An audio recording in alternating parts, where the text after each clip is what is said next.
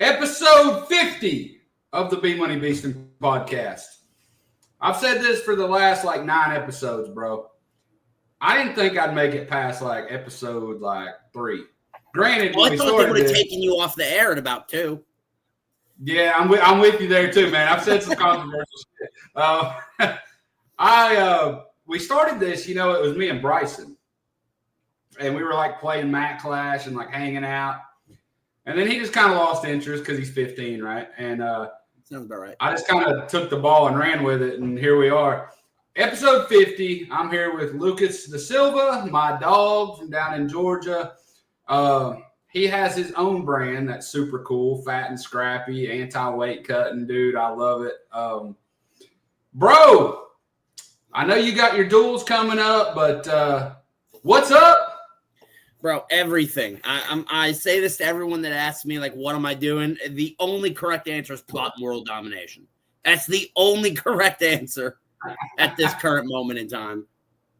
Dude, I want to bring something up before we start telling viewers about you and where you came from and everything. I want to bring something up because I think it's freaking cool.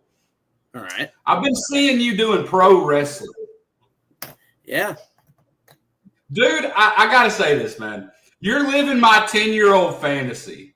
Okay? Bro, I try to explain because, and it's funny because I figured this topic would come up anyways. A lot of people have asked me about, the fact that I haven't competed. I still have college eligibility left.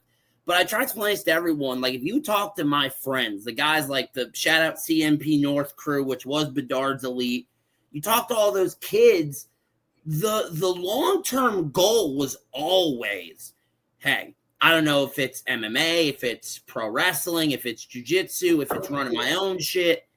I'm not just going to compete in amateur wrestling my whole life.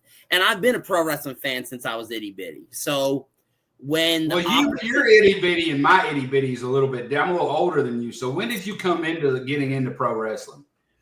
Bro, I was watching it in 2005, 2006 when I was living in Jersey. That was the John Cena era, the beginning of the John Cena era. Yeah, he was champ, but the thing that struck me most, and when I say this, people are going to giggle, SummerSlam, I think it was 06, Chavo and Rey do the I Quit match, and Chavo hangs Rey Mysterio by his feet on the trusses, and he's banging his knee with the chair. Rey says, I quit, and then Rey went away for a year, and that broke my heart. That shattered my heart as a child. That's my first real pro wrestling memory, and I was hooked from there. Bro, I'm glad this is kind of, we are a show about amateur wrestling, folk style, freestyle, Greco, but pro wrestling's a cool thing that most of us that are in this space loved at some point in our life. And since you said that about Rey Mysterio, I'll give you a Rey Mysterio moment. I grew up in the 90s. Okay. So my first introduction into Rey Mysterio, my first introduction into pro wrestling, I seen, I grew up poor, right? Most of us did. We had the bunny ears on the TV, had 4 channels or whatever. Well, SmackDown would come on UPN, I think it was back then, and it was one of the local affiliate channels. And I seen a commercial for SmackDown. I didn't know what the hell it was, and I'm like, well, that's a pretty cool song, the da-na-na-na-na-na or whatever, and I'm like, that's cool. So later that week, I'm flipping through my 4 channels, and Jeff Hardy had on SmackDown did some crazy bump through a table. And it was over for me as a kid. I'm like, that's the coolest thing. And then I started going to Blockbuster. You don't even know what that is, do you? I'm 23, bro. I'm not 16. I know a Blockbuster. I know, man, but that was bro, Red Blockbuster. I know. Okay. Now, it was already dying when I was getting up there in age. It was already dying, but I know what it is. Blockbuster, for those that don't know, in my day, if you wanted to watch a new movie that came out or play a new game, you had to go to the store and you had a membership card and you could rent them. And if you didn't return them or you didn't rewind it, for those that don't know what a VHS tape is, they would charge your account. So that's essentially what the business model was. But I would start going to Blockbuster and getting these tapes, right? Like I was all into pro wrestling now. And that's when I watched Eddie Guerrero and Rey Mysterio, Halloween Havoc 98. That was maybe the greatest match of all time. And I was about to say, that's one of the greatest matches of all time. That purple get-up he wore in that match, that was my introduction to Rey Mysterio. And, he's like, what, 55 or something now, and he's still going. Yeah, still going. And his son, dude, his son is like a heat missile, bro. Bro, his son is really good too. Dom is awesome. He's so I love good. that character, man. He's awesome. I think it's cool that you're getting into that space, right? Because I want to kind of transition talking back about, how you came up in wrestling and all those things. But in this moment here, like, dude, there's really no end game, right? For guys that wrestle, even at a high level, there's just no end game, right? Like, yeah. My goal with the Matt Clash brand is to bring more kids into the sport, right? Like that's the goal here, to give them superheroes to look up to and think are cool, like Spider-Man or whatever. You look behind me, we got JV and Wolf Maloney. Like every kid's going to connect to a different character. But how do we get kids to get into the sport of wrestling the same way that kids got into Power Rangers? We're building it, right? That's the goal. Yeah. And it's funny because my mother and I, we have this conversation a lot because I was the kid, and anyone that knows me in the amateur scene will know this. I was always talking about there is a profitable business model to make a wrestling league. There absolutely is. It's everyone that's tried it has done it wrong. And so for me, I'm all about trying to push the culture. And that's what I try to do with Fat and Scrappy, Fierce and Scrappy, my dual tournament, because that's what I want to do. So when you came up with Matt Clash, and I'll admit at first, I saw the original guy. I didn't know what the hell it was. I just thought it was cool. I was like, all right, we got another, brand in the space. I love it. And then as I read more and watched more of your clips, I started peeping game. And I was like, okay, I like this a lot. This is really cool. And then the card game I think is awesome. And it seems like you have a lot of really good ideas and a lot of really good stuff in terms of pushing the culture.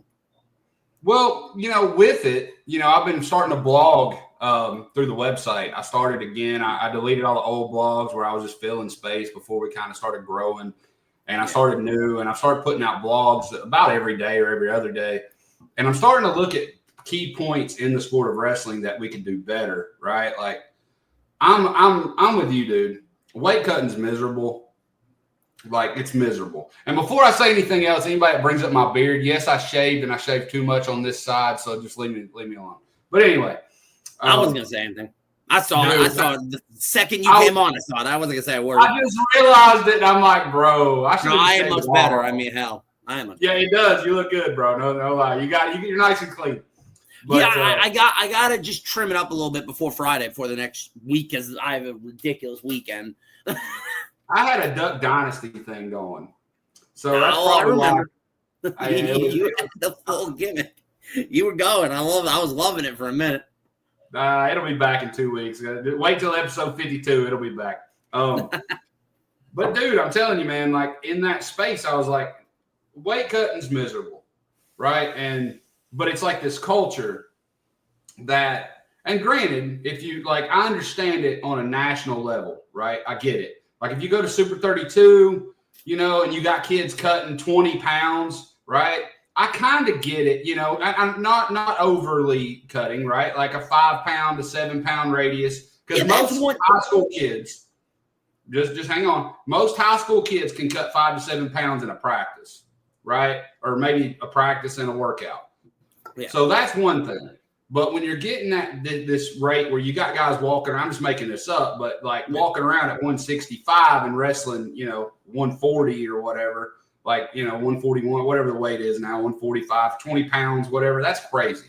So that's something I've kind of pushed against, and I kind of wrote a blog about it. Had MB, our green character, and one of our new characters coming out. He's a lot bigger, and I use that as like the visual, talking about, anti-weight cutting. I talked about like this morning, what have you done for me lately? Because in our sport, one thing that's horrible, and I want your opinion on this. Say you got a kid that like wins U State, right?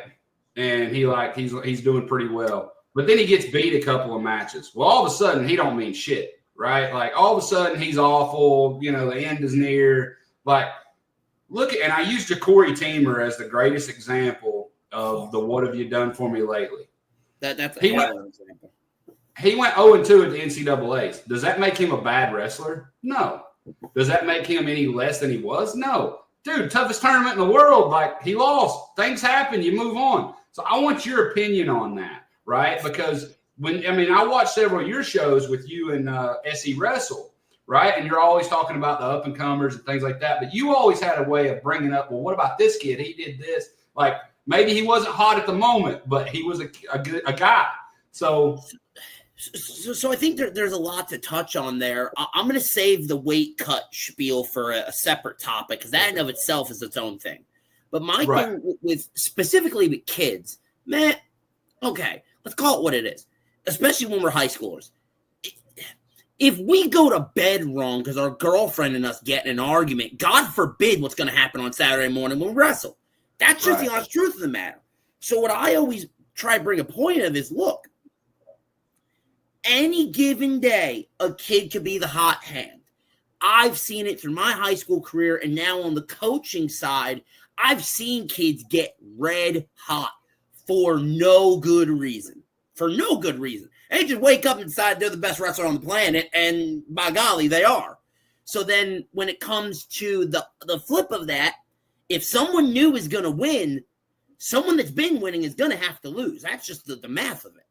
So I completely agree, but also I think to a certain extent, the what have you done for me lately is good for the sport. It's when it gets taken to that next extreme that I hate it. I love the idea of, you're only as good as your last match. I love that because I think it pushes, in theory, that everyone should wrestle each match just as important, and you need to look at every match as important, whether it's the NCAA finals or it's a pigtail match. You need to be on your game. You need to be ready to answer the bell. But I think there's a happy medium that, because we live in the modern world, finding that happy medium is harder than a needle in a haystack. Well, I agree with everything you said there, right? You do need that sense of urgency. I guess that's what you're getting at, right? Like every match you wrestle. I get that. But here's the thing, and you just brought it up, the greatest point of this that I can feed off of. You talked about a high school kid, how he went to bed Friday night because his girlfriend's Snapchatting or his buddy or whatever the hell's happening, right? Take a guess. Yeah.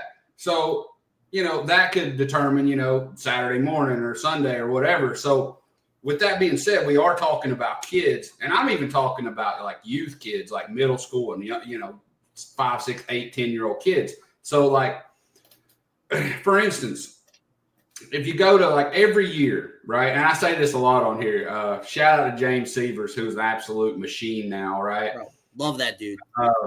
I said him and the family, good family too. Dude, oh yeah, dude, I love his dad. His dad's a nut, which is why I love him. He's something else, man. Him and Bryson, I think, have the tie for the most like second places in like Georgia youth wrestling state, I think, right? Like, I think they have like a tie or something for the most like runner-ups. And I say that a lot. And you look at it, and I look at it from like, I can see the up close with him, where he will say he lost to this kid, and then they go to a camp or a different tournament and he beats him. And it's like, in that moment, it really sucks, right? But it's not the end, right? And we're talking about kids, right? In the moment, of course, as a parent or as a coach or as a wrestler or whatever you are, it's a shitty moment. There's no doubt, right? But the way that and I've learned this by trial and error, right? Like, I reacted a lot of bad ways in my crazy wrestling dad stage, right? And looking back on it, like, I wished I'd have done a lot of things different. And one thing I think I wish I'd have done different is realize that there's tomorrow, right? And I think that in the moment, like, you see like clubs, right? Like, one thing I hate clubs do, all right? This is my opinion, all right? You don't have to agree, but this is my opinion. I hate clubs that only publicize the kids they have that win. Ooh, you're going to get me on a tirade. You're going to get me on one. Nah, I'm with you. And I'm going to get you on one right now. The one guy that I can give a huge shout out to that is maybe one of the greatest human beings is Charlie Morris. Okay? Charlie Morris. Absolutely. He does it right. He promotes and supports his entire club, whether you're a national champ or DMP at U State. He loves you all. And I took one of his videos and I stole it and then I tagged him in it, and so he could get some followers. I wanted everybody to see it. He took time out of his life to go watch a youth baseball game. And in the middle of this conversation with these guys, great game, fellas, you know, everything he's saying, he stops and he looks at the camera. He said, "This is how you recruit." And I thought to myself, you have to have the ability to not only coach the sport of wrestling, but you have to have the ability to connect with your audience. And there's so many dudes out there running clubs that cannot connect. They have a one-track vision. We got to win, win, win right now. There's no building blocks. They can't see that. So I want your opinion on what I just said, right? Like how I see things. What is your opinion on that? So I'm completely with you. And I want to take a second just because Charlie Morris, genuinely one of the single greatest human beings I've met in the sport of wrestling. Another guy that, because of other things, this guy doesn't get his flowers a lot. I don't care what anyone says. Argue with your mother, Cliff Fretwell. Like, and I'll give you examples in terms of like when me and my family are going through our really rough moments, money-wise, like rough. Cliff didn't make me pay a dime because he loved me. He loved my family. He understood the situation we were in. So Cliff will always have my loyalty because of that. And when my dad passed away, the way that Compound handled it and the way that when we were up in New York, they sent 3 different bouquets of flowers to the funeral home, and the way that they handled that, Cliff will always have my love for that, in the same way that Charlie checked on me more than almost anyone. Another guy who's like that I just want to give a tip of the cap, because this guy is a little newer in the Georgia scene. Man, Justin Boyden down in Augusta, the Bullies are doing it right. The Bullies is a family. It's a community. A lot of them do jiu-jitsu. The wrestlers go and watch the jiu-jitsu tournaments. The jiu-jitsu guys and the MMA fighters, they come to the youth wrestling tournaments to watch the Bullies kids. They do that right. So I got to shout out to the Boydens. They're awesome. Josiah's a hammer. But yeah, I love it because we're seeing this newer generation of coaches, not just young guys. Like, I want to shout this guy out. Me and Jacob Pedraza were on dual teams together. Now look at Pedraza wrestling. He's killing it in North Hall, man. I love that dude. I'm so happy. But you're seeing this new generation of coaches, and we're all coming up. And you know, I like to mention the Scrappy family, and I sometimes almost pontificate that it's a new thing and that I'm the first, but I'm really not. Compact, like the clubs that look at it like a family instead of a business, in my opinion, they succeed more, they win more, their kids get more out of the sport, and that grows the sport 1 billion times more than certain clubs or coaches that I've watched with my own 2 eyes start a match with a kid starts losing, they dip on out. And it's not like they have another coach to go check on him or another kid to go coach. They just don't want to be seen with that kid that's losing. That shit irks me to my core, like to my very center of my soul. I despise those coaches. I have a story that I don't know if I've ever told on here that fits right into that. We were at Virginia Beach duels 3 years ago. And Cody Russell was running the B team, the Minion B team. And I remember Cody's, "Oh, you'll be fine, man. You can wrestle 84. Dude, I weigh like 78 pounds. No, you'll be fine." You know, he went out there and got his head beat in, right? It was fun. Sounds all right.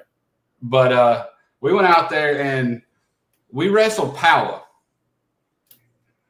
And I don't know that, you know, like you said, there's a lot of coaches that are only in this for accolades and money and whatever. I don't know this person personally, but we wrestled this team, and Bryson had a really good match with this kid from Washington I think he went undefeated, but he had a good match with him. And a few matches passed, and, whatever, we end the duel, and then we're on separate mats. And they're wrestling somebody else, this team, and their kid lost, and the coach is recruiting the kid that just beat him to wrestle with him on the next duel team. Like right after he lost. I hate that. And I'm thinking, and you know what? I want to give a shout out to old Cody Russell. I love that dude. He has such a cool outlook on things because, I miss him, dude, because he was down here with Sean, right? Yeah. And he took that job at Hofstra, and I guess he's still up in New York. I haven't talked to him in a while. Cowboys still suck, by the way, Cody. They blow. So that's our running joke every time I see him about the Dallas Cowboys. But dude, he was great, man. Like I think Bryson went like 2-8 out there, right, wrestling up away. He got his head beat in. He got in a battle with a girl. Like it was a rough weekend, and I remember Cody handled it so well. Dude, and the girl and I bring it up sometimes. The girl that he had gotten a battle with just won like Pan Am's, is on the world team and shit. Oh shit! Oh, so he ran into one of them. Okay.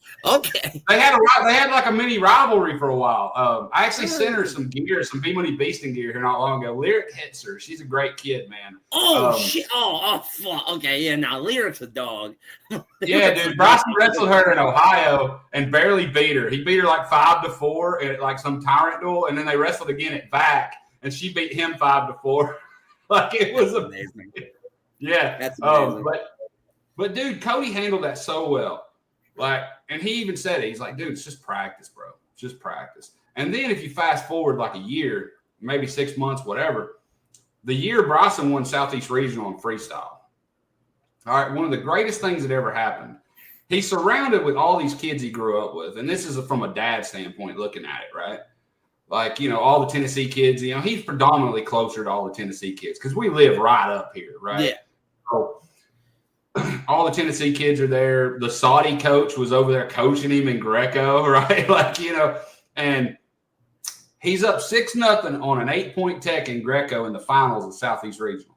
And he gets cocky and he gets headlocked and pinned. I swear it happened. He was going to arm drag the kid. The kid lost him. And, dude, you see him sit up and he's like,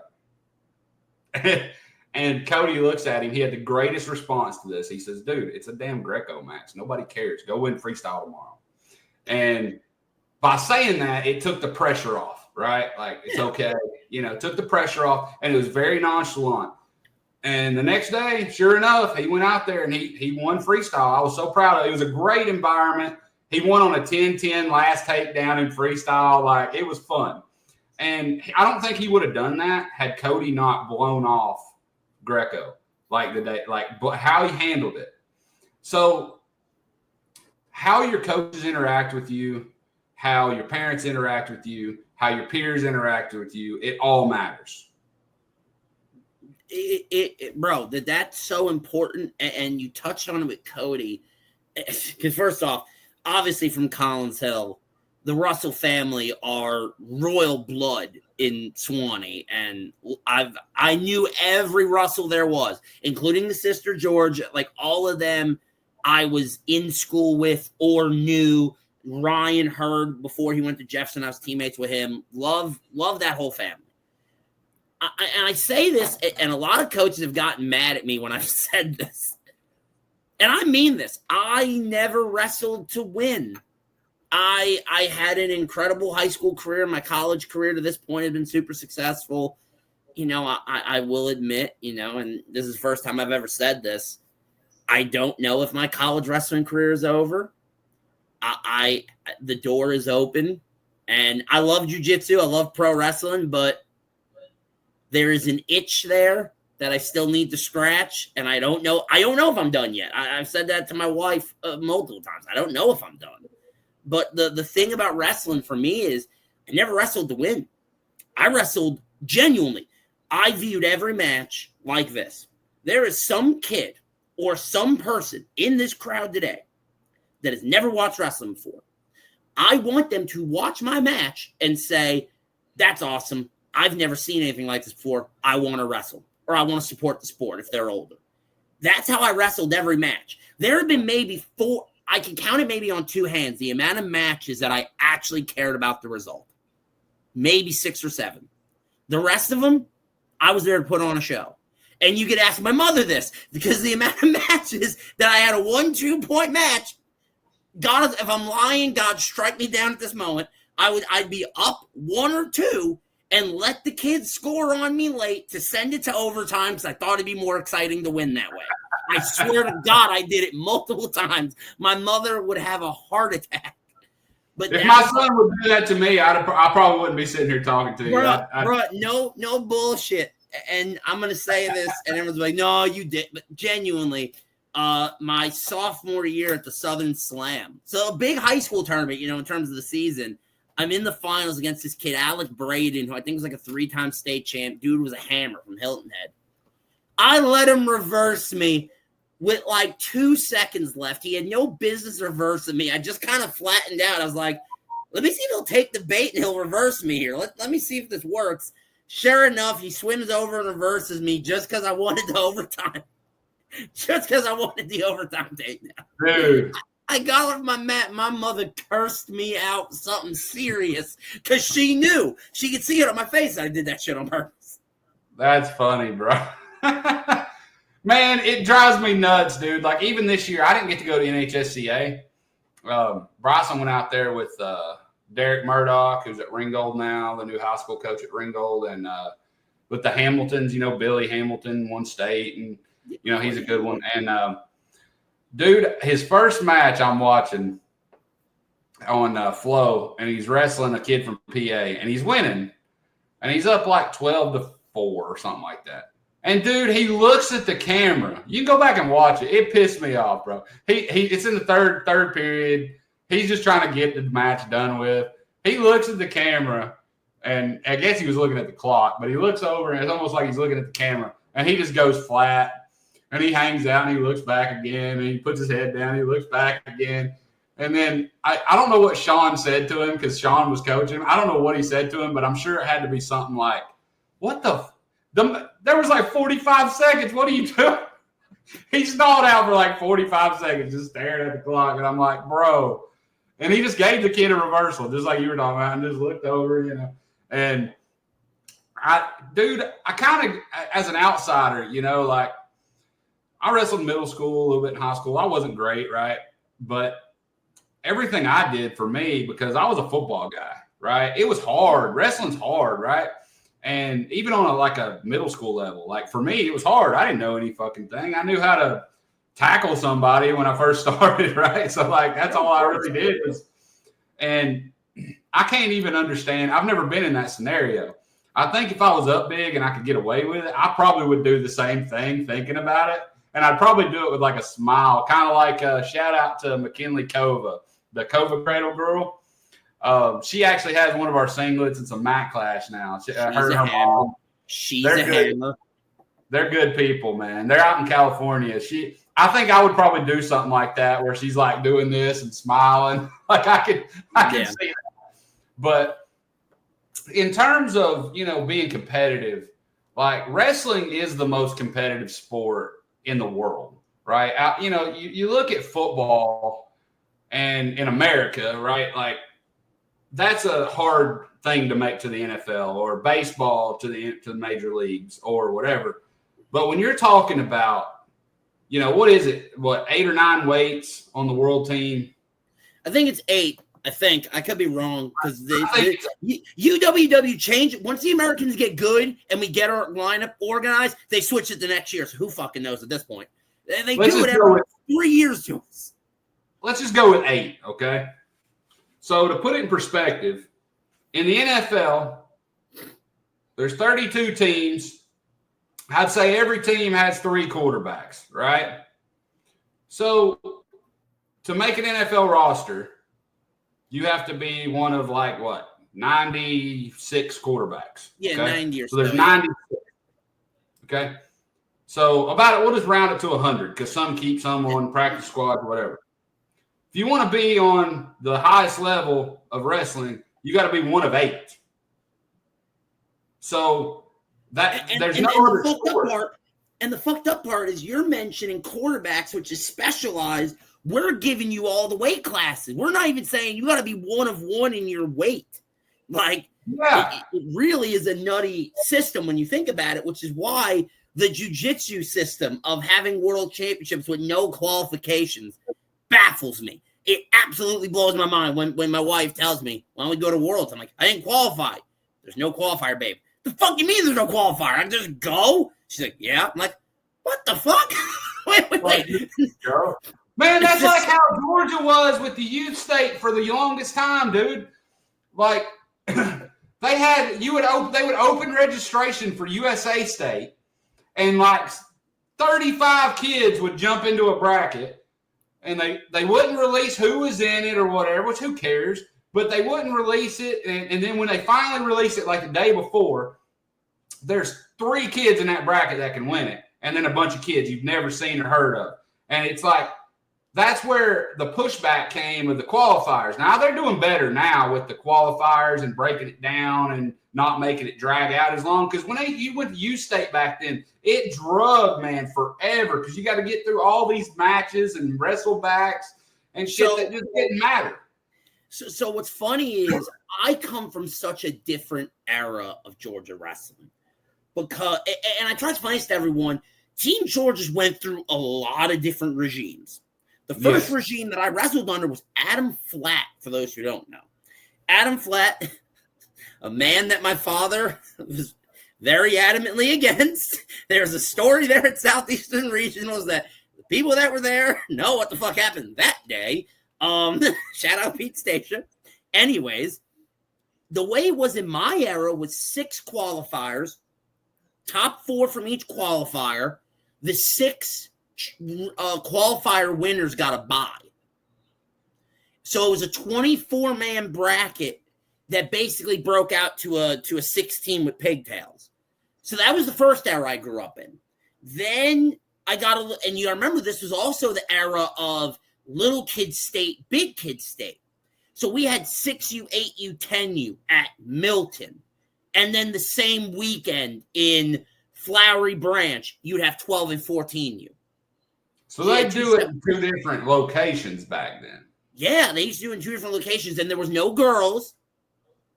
It was only the boys. There was no middle. It was just, but you also got to remember the girls, there was way less, and they would just wrestle with the boys at that point. Right. Then as I got older, we moved to Perry for my last year of state. And yeah, that was the first year of the system. 4 qualifiers, top 4, 16-man bracket, straight seeding, though. Because under Flatt's era, you knew qualifier A's winner would be here. Qualifier B's winner would be. So it was placed. So people would really try to strategize. And it pissed me off even as a young kid that everyone's like, oh, what qualifier are you going to? Well, if I go to this one, I could get 3rd. I'll end up in this quad, which means I could wrestle. It's like, can we just wrestle? Hey, can we just wrestle for God's sake? That in itself stupid too. I think, and you need to have a system. And I don't know when they got rid of those, but I know that for about 4 years there, from like, I guess when shout out to his son's at Life now, Horton. When Horton was involved. Yeah, I forgot about God rest Robert Horton, dude. I have nothing but good things to say about. Genuinely, nothing but good things about Slaw Dog. I'll see him the first time I ever met him in just a minute, and you'll laugh. I miss Robert to death. When he got involved, how do I want to put? I don't give a fuck. The board underneath him got packed with certain people that had different opinions. And when that happened, things got fucky. I'm just going to say that. I'm not going to name names, but around that time, the board changed, and then Arnold came in for a couple of years as a reserve because Horton passed away. So you got to remember, they just filled it with Phil Arnold for a couple of years until they could find someone to fill it long term. And I love Phil. Phil's my guy. Phil Arnold, you'll never hear me say a negative word about. You never will. Love that dude to death. And then it's, is his name Hoffman? I can't remember his name now. I'm losing my mind because I love this dude. I think Jason Griner runs it now. Griner. I don't know why I just said Hoffman. I know why. I think of another dude. But Griner is awesome. I love that dude to death. But the way the board operates to me is the issue. And I'll be frank. And I have and people that are on the board are my friends. But I don't. And now this is one thing I just want to touch on this. If you were one of the people that after Frecko State was just whining, whinging, bitching, and moaning, you are the problem. I'm just going to say that. Now, Robert McCoy. What were we bitching about? Refereeing and other nonsense. Like, there was no security. The security made us do this. Okay, wait.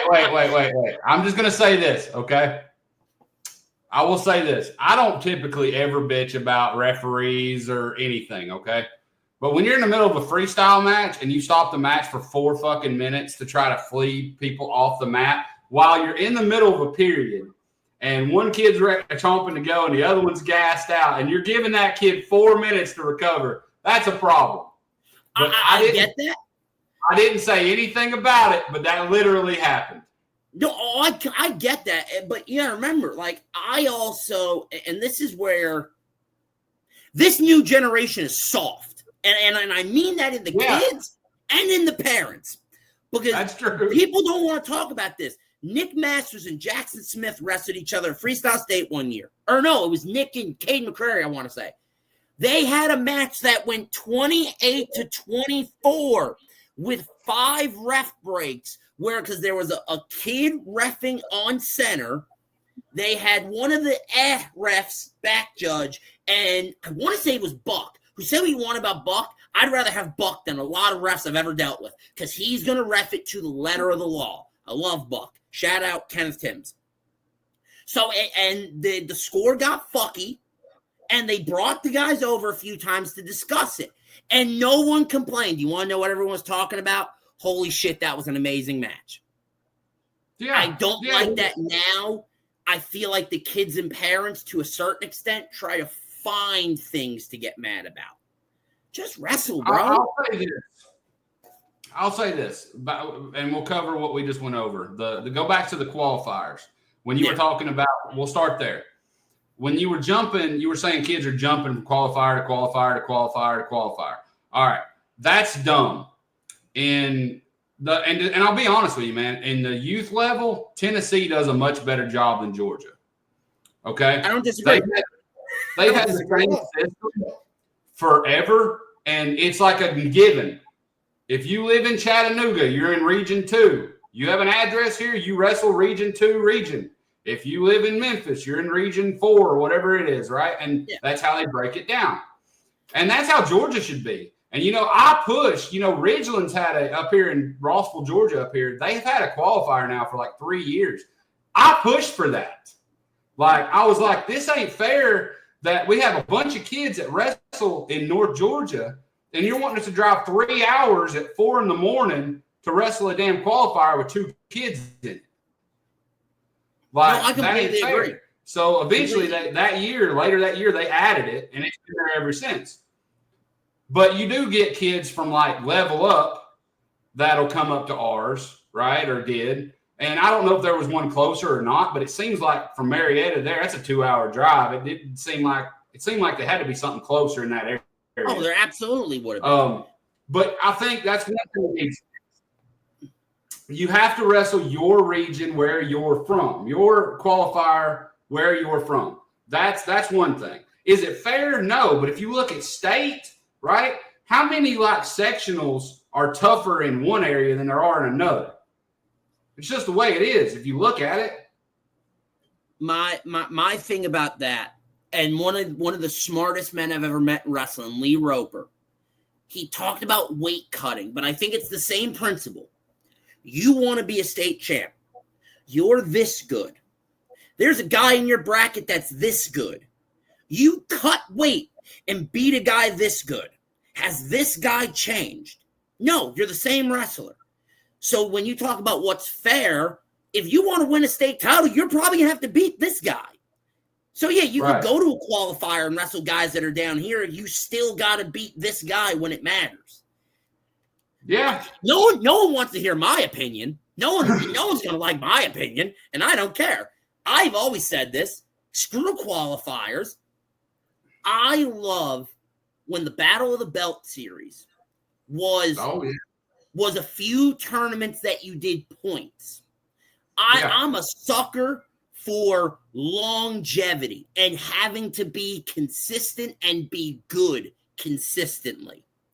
So if it were up to me, state, I think 12-6 is probably your right number. I'll do you one better. The younger grades, 8, maybe 12, maybe. So 8 to 16, you pick a number. You say, okay, these 10 tournaments in the Georgia year, you're going to get points for placing top 4. And to the people that are like, well, I travel. Okay. If you win one of those 10 tournaments, you get an automatic bid. Win one of the 10, you get an automatic bid. Those 10 tournaments, you place the rest of them out. Whoever the top 12, 16, 8 in terms of points, plus the automatic winners, there you go. There's your tournament. And I promise you what you'll get is you'll get the best 4 or 5 guys, and then you'll get the guys that are good enough to maybe make a run to place. You'll be able to get the tournaments done quicker, but no one wants to do that because tradition. I don't even think it's that. I think what the biggest problem is now is, for instance, like when I was a kid, I didn't know this until I was grown, but like, there was a thing called Future Champions back then. That was like a tri-state. I didn't even know about this until I was, grown and whatever. But guys that I went to high school with all grew up wrestling the Future Champions League, that Tennessee, Georgia, Alabama, like tri-state, whatever. I knew of it. I never did it, but I knew it was a thing. Yeah, it was a long, long time ago. But they, a couple of dads, I guess, put it together or something back then or whatever. But, back then, there wasn't the numbers, right? And you were only wrestling once a month, right? And it was within the tri-state area. That's kind of how that was broke down. So, like, they'd have a tournament, for instance, in Mobile, and then they'd have one in Chattanooga, and then they'd have one in, like, the outskirts of Atlanta or whatever, and it just kind of rotated. Yeah. And that's a great thing. But now we have this year-round travel culture that didn't exist then and really didn't exist until, like, in our area, until, I guess, like, the Minion teams, 10, 15 years ago, right? But even the Minion teams, it wasn't all of the Minion era, because I wrestled a lot of Minion tournaments. And when I was in Minion did 3, maybe 4 events. Minion would do Kingsport National Duels, VAC, right, Wildwood, and then like Dixie Duels were a thing then. I forget Dixie Duels existed because it was like 4 teams every year. There was one tournament in Michigan, New Way Duels. There was like one tournament every other year that maybe they would do. Minion would do 3, maybe 4, 5 on a ridiculous year events. It wasn't like it is now, where seemingly every 3 weeks, Minion or Minion Legends or whatever the team is now is going elsewhere. Not really. Like, that's what it seems like to me as an outsider. So it seems like to me. Well, from what I can see, like Sean, he's the new Baylor coach. Shout out to Sean Russell. I forgot about that. So that's cool. Yeah, that's pretty cool. But dude, he's got TJ Rochelle in there too. He's an awesome guy. TJ's awesome. Dude, he's awesome. I got to know him here a few weeks ago. He's a really cool guy. But in the youth, like in the youth scene, like from what I remember this past year for the youth guys, they went to Kickoff, they went to Tulsa, they went to middle school duels, national duels, and they went to VAC. And I'm not sure they did anything else. Like, I think that was it. They did Elite 8.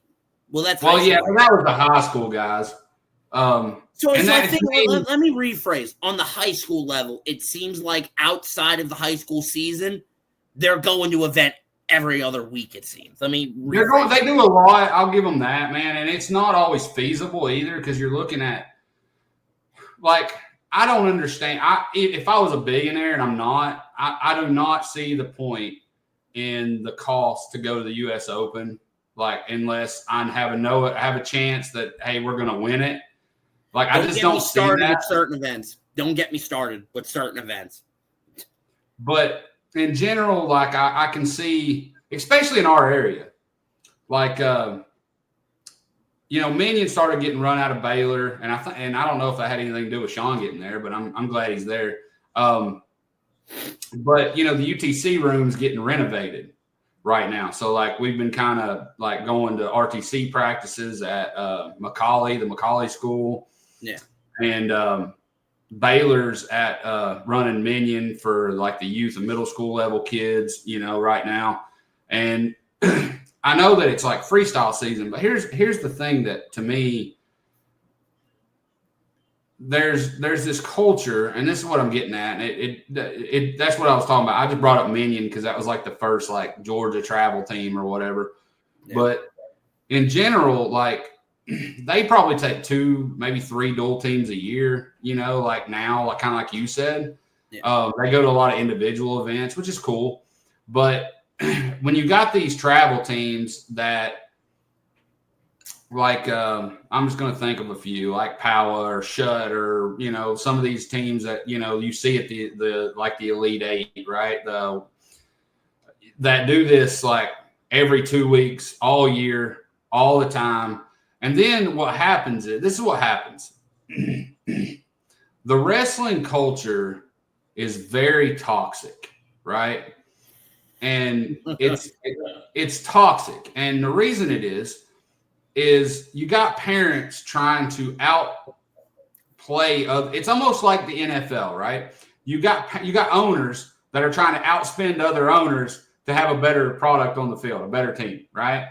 And that's essentially what it comes down to. And wrestling is still a very expensive sport, but it doesn't have to be. Right? Yeah. It doesn't have to be.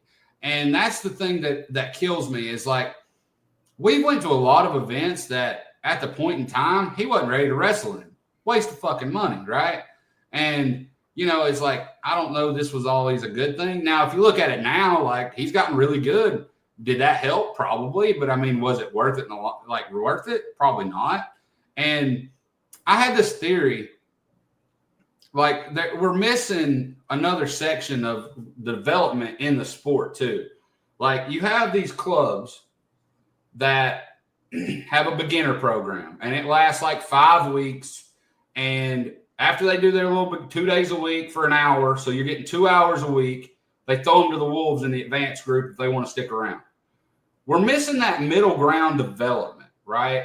And I think that's completely killing off numbers.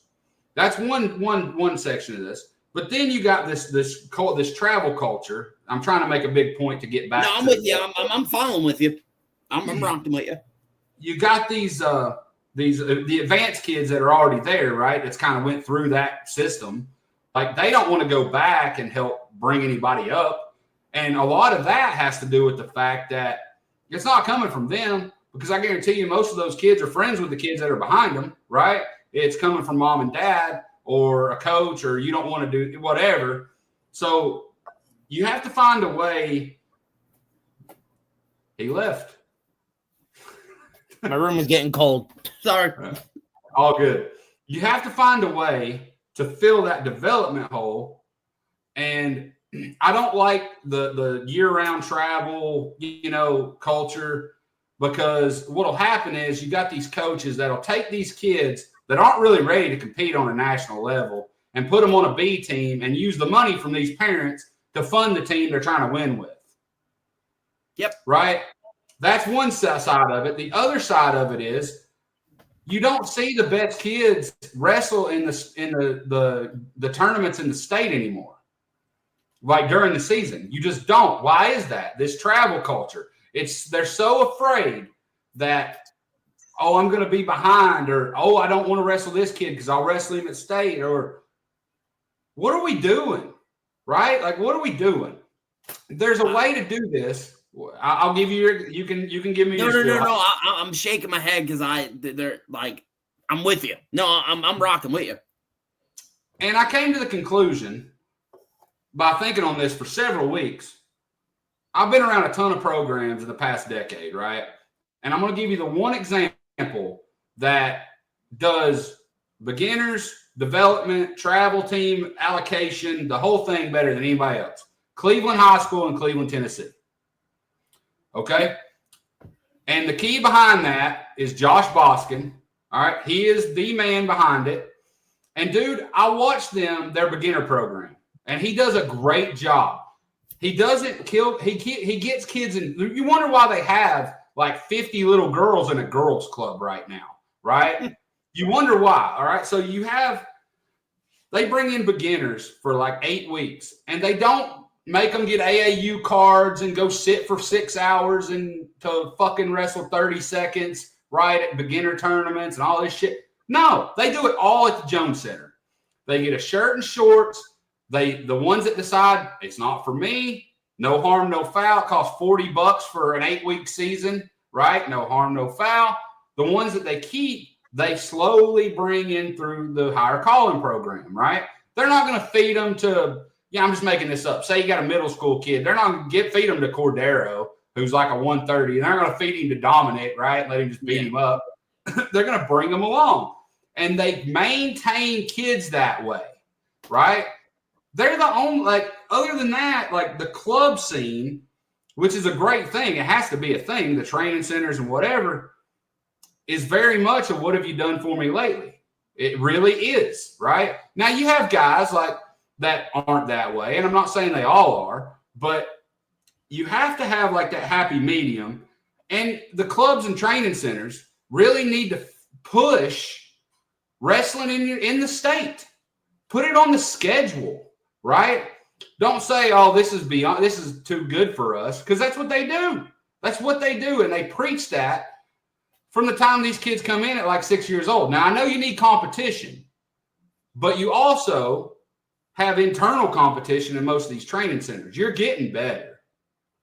Do you really need to travel every single weekend and spend $100,000 a year to be a better wrestler? Or is that something that can be attainable for $10,000 a year? That's the point I'm trying to make, right? It doesn't have to be as expensive as it's become because everybody's trying to keep up with everybody. That's my overall point here. No, and you're entirely right. Like, first off, Josh Boskin, I wrestled on higher calling teams when I was a kid. Have nothing but good things to say about Josh. Genuinely. And you, awesome dude. And a great coach and even better person. You know what I mean? Like, he's one of those guys. Another team that I want to make a mention is like that, and I'm not as familiar with them, but Ironclad at Alabama. That's why whenever you go to any tournament in Alabama, there's 175 kids from Ironclad at all levels, genders, ages, because that's the way they do it. But a coach in Georgia that is just like that, and if this is, I'm going to give you the secret to success.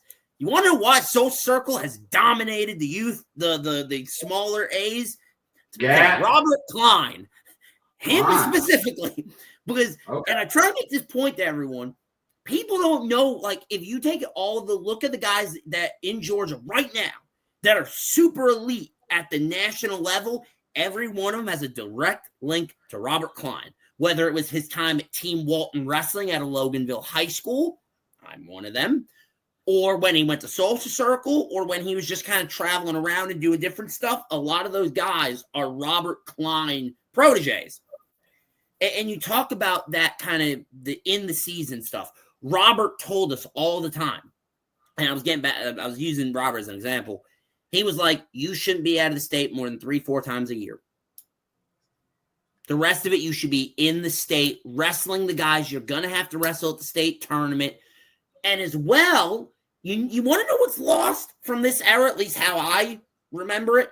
Team Walton Wrestling. We'd go to our gym. We'd have 40 kids, let's say, including the older ones like Ian Stacia, Dawson Bates, Cole Potts, Mitchell McGee kicking my ass when I was a young middle schooler, which I think is super important is you have to get those licks in. You do. Yeah, and at the end of the turn or at the end of practice, say, "Hey guys, this Saturday, Macintosh. It's a little bit of a ways away, but earlier in the season they brought 28 kids to our event, so we got to go bring 30, 40 down to their event to return the favor." That kind of camaraderie of, hey, I'm going to bring my team to your event, you bring yours to ours, we'll build together, which is something I'm trying to be better about with Scrappy, is trying to make my schedule next year. I've already told guys next year I want to do at least 3-4 events as a whole. Because I want it to be, hey, Boskin, let me bring my team up to one of your camps, come down to ours again, and we'll do something there to promote each other. That kind of internal promotion. Because I'm sorry, I don't want to give Disney $1,200 plus my staying fee plus concessions. I don't want to do that. I'm sorry. I just don't. I'd rather spend that $1,200 on 2-3 events in Georgia. Dude, I promote each other. You know, they started this thing 2 years ago. Minion and the Warrior Wrestling Club, it's called something else now, down in Birmingham, Cleveland. I think Warrior's what Stronghold is now. Stronghold, yeah, that's it. Shad, shout out to Shad. Chad Rizzle, shout out to him. Dude, they started a thing called Club Fest. And it's essentially what you're talking about. And we've been to all of them but one, I think. And we went to one at NBA up in Nashville. That school is freaking ridiculous, by the way. Brandon Bruner, our guy, our Matt Clash travel team coach, dude. He's the youth coach now at NBA. Shout out to Brandon Bruner. They had one there. They had one in Birmingham. They had one. I think the first one was at Cleveland, and then they did one at Baylor. And you would see it, like the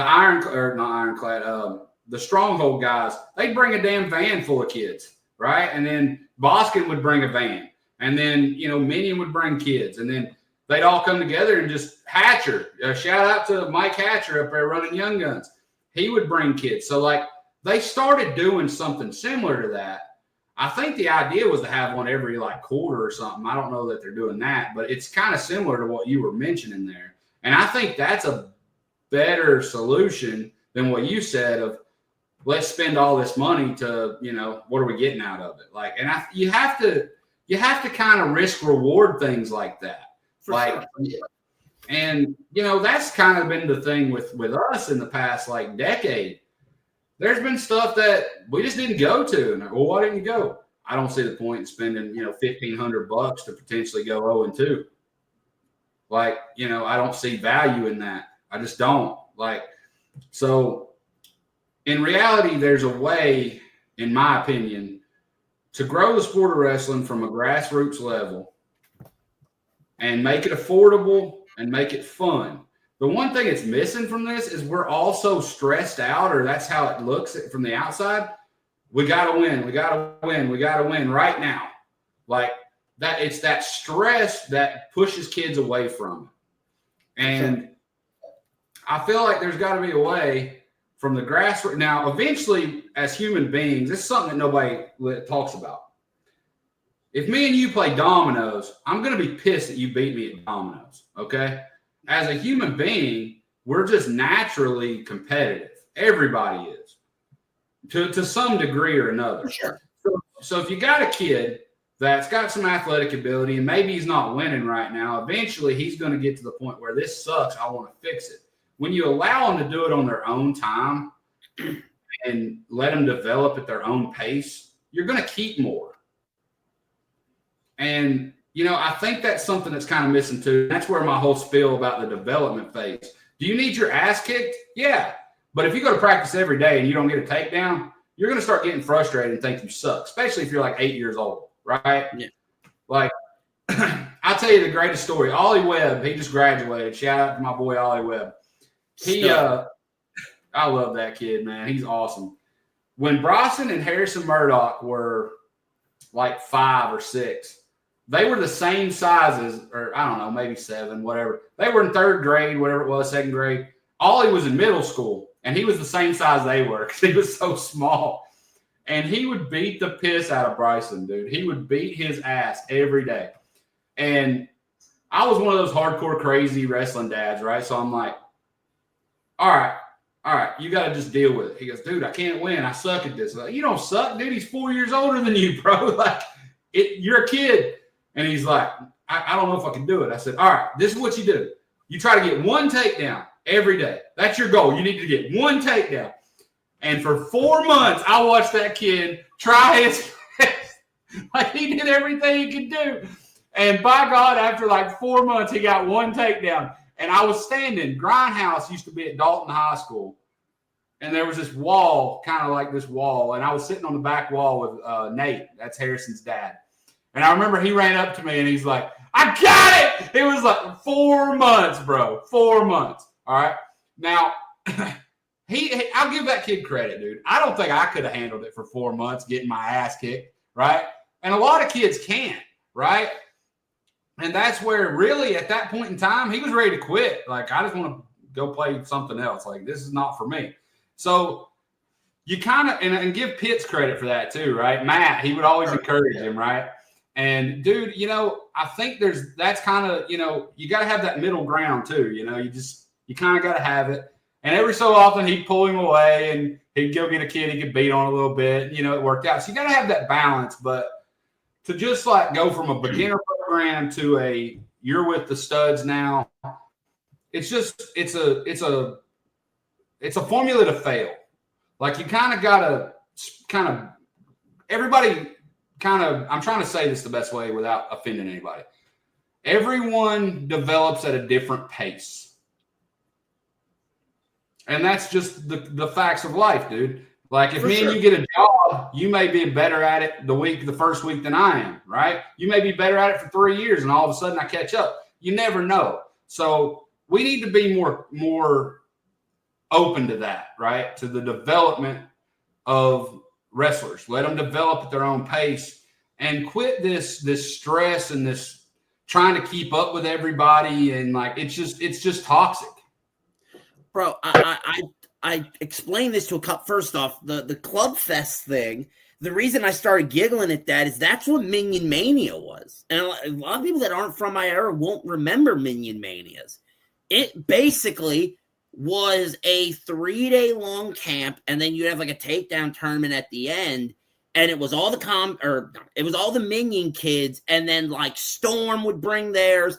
Whoever was hosting it would have their crew, obviously. So when Club Fest came around, I messaged Sean. I was like, so you're just doing Minion Mania again? He's like, yeah. Like, we had that conversation because I love Sean, obviously. But like, and I try explaining this. Pete Station is one of the smartest people I've ever met in wrestling. A lot of people don't know who he is. His son was a couple years older than me, went to Jefferson, a couple of times state champ. He won a whole bunch of youth state titles, middle school state titles. Ian just couldn't stay healthy once he got out of high school. He was a monster. And he was the boogeyman under my bed. I say that when I was a youth kid. Whenever I was being a little shithead, Bedard would send Ian at me, and it wasn't a good day. Pete said to my dad, every practice you need 3 types of matches. The guy that's way better than you is going to beat your head in. The guy that you're the same level as that's going to push you, and just depending on whose day it is, and then the guy you're much better than, that you could try new stuff on. That's what you need in every practice. That's what will get you to develop. And when it comes to that middle develop, I mean, I grew up in the era of you had the beginner series for a couple weeks, and then you had advanced practice or intermediate practices, whatever it was called, and then you had the big dogs. Like, there were 3 practices that a club would run, and I get that that's a little difficult to do because of, then you got to have another coach, or you got to find more time. Like, I get that, but I'm completely with you. There's, and a bigger point when it comes to like development and Minions specifically, the culture shifted, and the travel culture. And I try to explain it like this: when I was in 7th grade, I went and wrestled VAC, Wildwood, and one other tournament with a team called Contender Elite out of the outskirts of Philadelphia. Shout out Coach Chris Atkinson out of PA. His daughter's a hammer in PA. And the reason they were looking for a free agent is one of their guys got called up to Team Keystone. Because the way it works in PA, you have all these clubs like SEPA, Nauman, all these clubs that go travel. But if a kid gets a Keystone call-up, you told your kid, you have to go wrestle. That's the big dogs. You're going to go win the tournament. Like, this is the big thing. So Contender needed someone to fill that spot, and that's why I even did it. So my thing with Minion was, when I first got on Minion, I'm talking like when I was 10 or 11, it was an honor to wrestle for Minion. Right. You didn't think about wrestling for anyone else. If you got the call from Gianfala, Stacia, Carr, whoever was running it, didn't matter who your other clubs were. But then this trend started of these clubs going to the same events as Minion and plucking their home kids from Minion. And I almost feel like that's what developed that elitist culture. Because what happened was the Minion kids got labeled as such. So then when they went back to their home clubs, they felt more at home with the Minion guys. I almost feel like that's what led to this. And that's what led it to spiral out of control. Like, it's that weird, like, elitist culture that grew, so that each club ended up where you had Storm that had their elitist. And I'm not saying these coaches or people did it specifically, or even intentionally for that matter. It just kind of naturally happened because we're humans. That's what happens when we travel and compete with these types of people that we get around and we develop those relationships, especially at these super high-level events. There are so many teams that if I mentioned, you won't remember. Chaos, that was ran by the Burdocks out of Northeast Georgia. Bellator, that was, unfortunately, was what TWA was. No comment there. You had Minion, obviously. Then Morris started taking teams. Compound took teams. And it just, Minion broke up. But then there was that core group that stayed with Minion, and that's what turned into the Minion Legends group of today. And that's what I think really developed that culture, was this like almost dogmatic view of clubs where like, and it's healthy to a certain extent when it stays in the state. It's healthy when through each qualifier, Compound, TWA, Morris Fitness, we're all competing to win more qualifiers than each other. But it's not healthy when it ends up taking all the competition out of Georgia because we want to go win Southern Throne because some other Georgia team won it. So now we want to go win it just to one-up them. That's when it's not healthy. Yeah.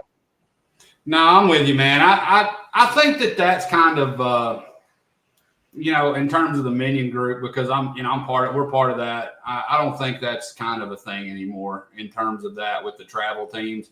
Now they're competitive and they want to win, and obviously what they do go to. But I think that in the South, right? Like, one thing, I'll bring up a point.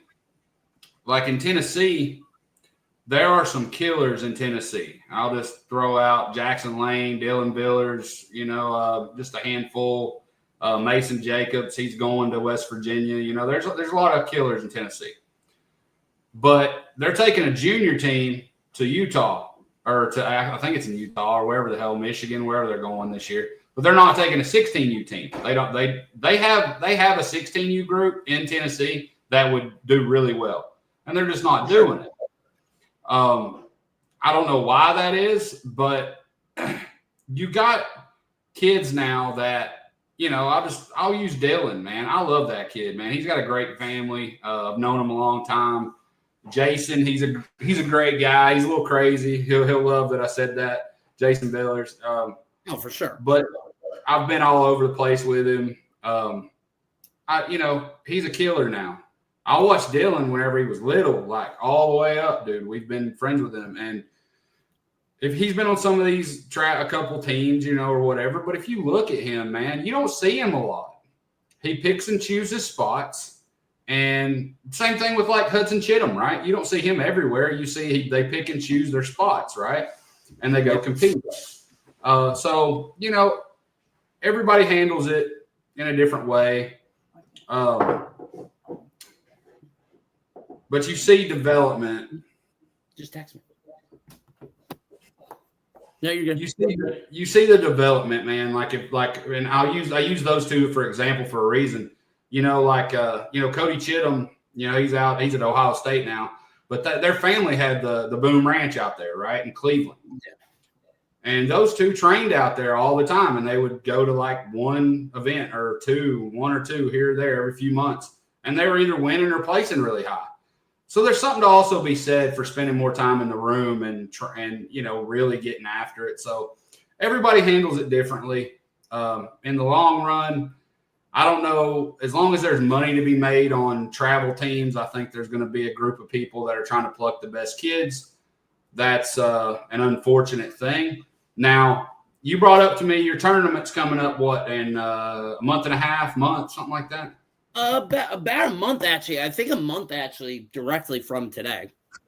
Okay, so in a month, you'll have the Don Father duels down in Georgia. And you're doing it for the right reasons. And if I'd have known a little bit sooner, we'd have tried to get a team together. I still don't know that we won't. Bruner, I don't know what he's doing. But it'll give you just a quick backstory real quick, with the whole Mac Clash team idea. Dude, we're not trying to win things. I'll just go ahead and say it. If we do, great. If we don't, we're not going to stress it.